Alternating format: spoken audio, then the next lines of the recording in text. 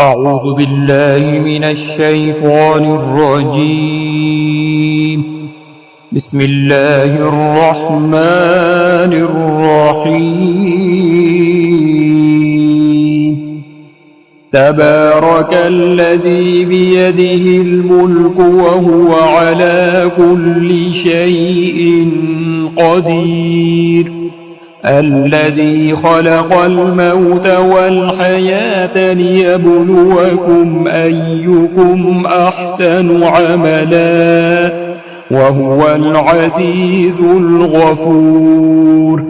الذي خلق 7 سماوات طباقا ما ترى في خلق الرحمن من تفاوت فارجع البصر هل ترى من فطور ثم ارجع البصر كرتين ينقلب إليك البصر خاسئا وهو حسير. ولقد زينا السماء الدنيا بمصابيح وجعلناها رجوما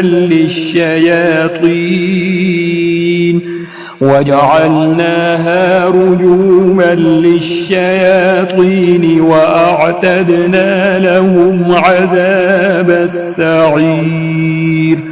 وللذين كفروا بربهم عذاب جهنم وبئس المصير.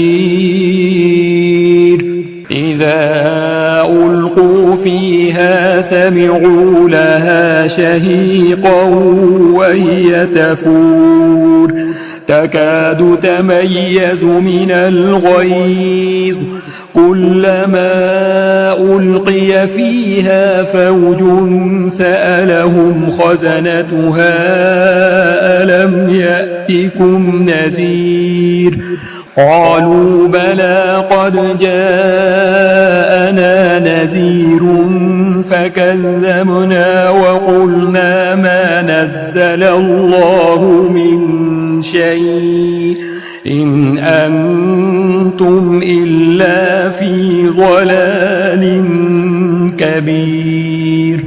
وقالوا لو كنا نسمع أو نعقل ما كنا في أصحاب السعير فاعترفوا بذنبهم فسحقا لأصحاب السعير. إن الذين يخشون ربهم بالغيب لهم مغفرة وأجر كبير. وأسروا قولكم أو اجهروا به إنه عليم بذات الصدور. ألا يعلم من خلق وهو اللطيف الخبير. هو الذي جعل لكم الأرض ذلولا فامشوا في مناكبها وكلوا من رزقه وإليه النشور. أأمنتم من في السماء أن يخسف بكم الأرض فإذا هي تمور أم أمنتم من في السماء أن يرسل عليكم حاصبا فستعلمون كيف نذير. ولقد كذب الذين من قبلهم فكيف كان نكير. أولم يروا إلى الطير فوقهم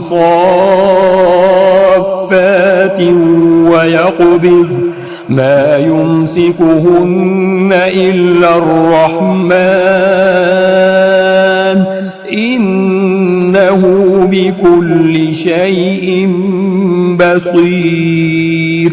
أمن هذا الذي هو جند لكم ينصركم من دون دون الرحمن إن الكافرون إلا في غرور أمن هذا الذي يرزقكم إن أمسك رزقه بل لجوا في عتو ونفور أفمن يمشي مكبا على وجهه أهدى أمن